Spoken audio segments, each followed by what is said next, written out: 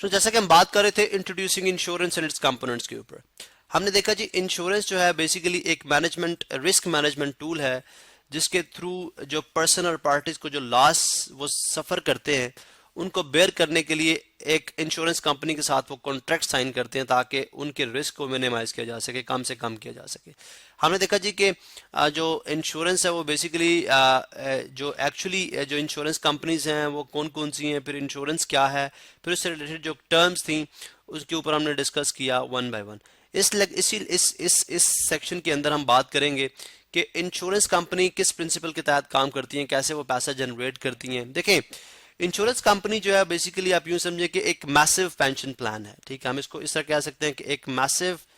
Pension plan है, यानी जो जो इसके कस्टमर्स होते हैं वो मंथली बेसिस के ऊपर या ईयरली बेसिस के ऊपर अपनी कुछ पार्ट ऑफ मनी जो है वो इस कंपनी को जमा कराते जाते हैं, जो कि उनको by the end of the month with little profit जो है वो उनको मिल जाता है। ठीक है, अब हम देखते हैं किस तरह से। देखें, सबसे पहली बात है कि जब हमारे जैसे बंदे यूनिवर्सिटीज के अंदर एंजॉय कर रहे थे या खेल रहे थे, ठीक है, उस टाइम बहुत सारे जो एक्सपर्ट मैथमेटिशियंस थे जिनको हम एक्चुरीज कहते हैं, ठीक है, दीज आर कॉल्ड एक्चुरीज, इन्होंने सर्टेन कैलकुलेशंस की। कैलकुलेशंस क्या की? एक्चुरीज इन्होंने कैलकुलेशंस की कि पाकिस्तान के अंदर जो है या जनरली दुनिया के अंदर जो है वो जो है लाइफ एक्सपेक्टेंसी का रेट क्या है, यानी जो लाइफ एक्सपेक्टेंसी से मुराद है कि आप जो है नेक्स्ट कितने ईयर जो है वो जीने जा रहे हैं, मतलब आपकी एवरेज लाइफ क्या होगी, लाइफ एक्सपेक्टेंसी। ठीक है,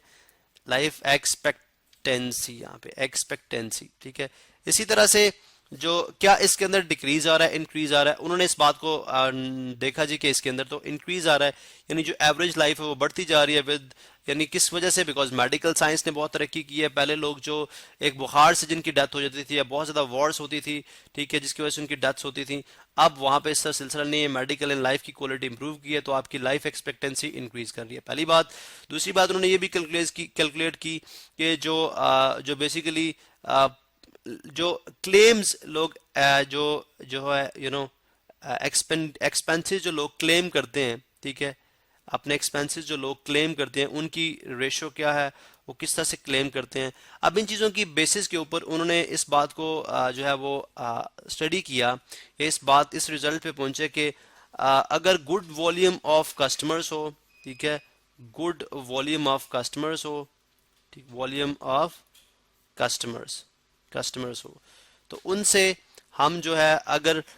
कुछ certain amount of money generate करते हैं। फॉर एग्जांपल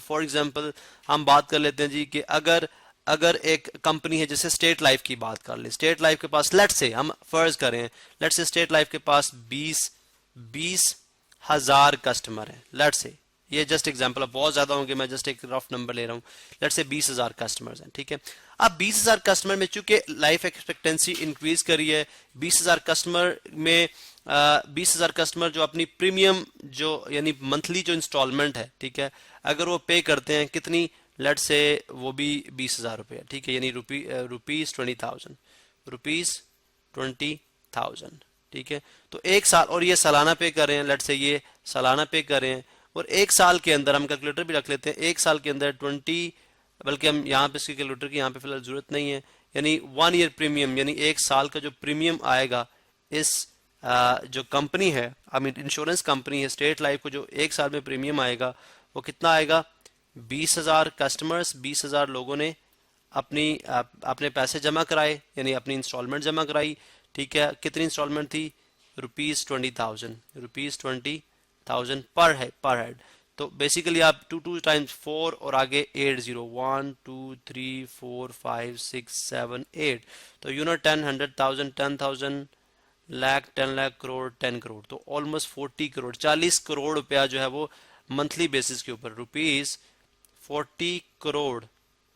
इकट्ठा हुआ एक साल के अंदर, ठीक है, एक साल के अंदर। अब जब कंपनी को ये इतना पैसा एक साल के अंदर इकट्ठा हो रहा है, अब देखें, अगर आप जो है इस पैसे में से लेट से 5 लोगों की डेथ होगी और ये मैच्योरिटी का टाइम था, सबकी जो इंस्टॉलमेंट थी या इंश्योरेंस थी वो मैच्योर हो चुकी थी,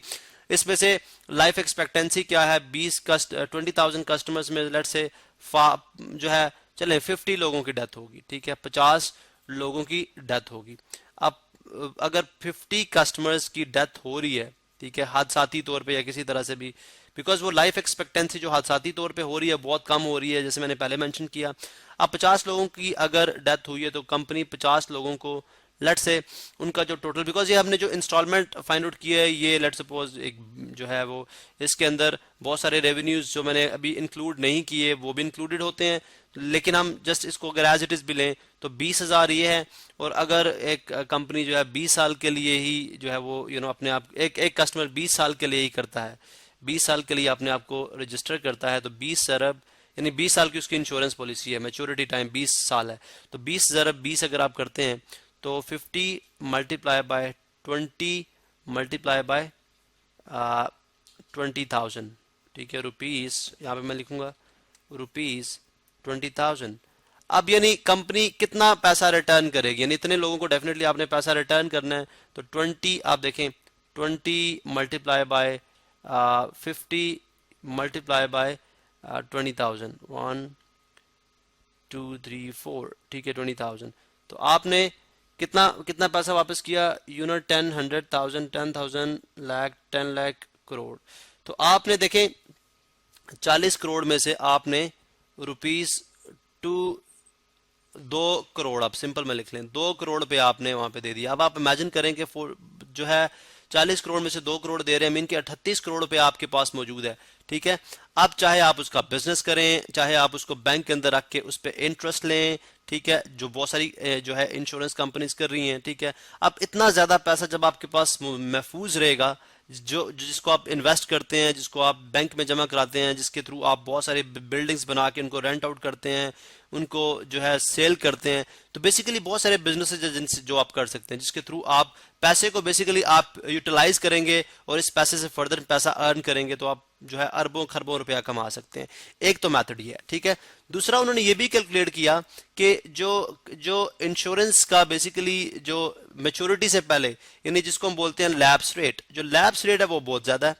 लैप्स रेट जो है वो भी बहुत ज्यादा है, क्योंकि लेट्स सपोज जैसे मैंने 20,000 कस्टमर ने इंश्योरेंस पॉलिसी खरीदी, ठीक है, अगर 20,000 कस्टमर आपकी पॉलिसी खरीद रहे हैं तो इसमें लैप्स रेट आप यूं समझें कि जो लोग 2-3 इंस्टॉलमेंट देने के बाद अपनी फर्दर इंस्टॉलमेंट देना खत्म कर देते हैं, तो आप यूं समझें कि उनकी this is called lapse rate, ठीक है। अब वो लैप्स रेट 20,000 में से हो सकता है 10,000 बंदे, ठीक है, 10,000 बंदे, बिकॉज ये रेट बहुत हाई है, 10,000 लोग जो हैं वो इंस्टॉलमेंट जो है वो आई मीन इंश्योरेंस उनकी जो है वो लैप्स हो जाएगी, वो मेच्योरिटी से पहले ही जो है वो अपना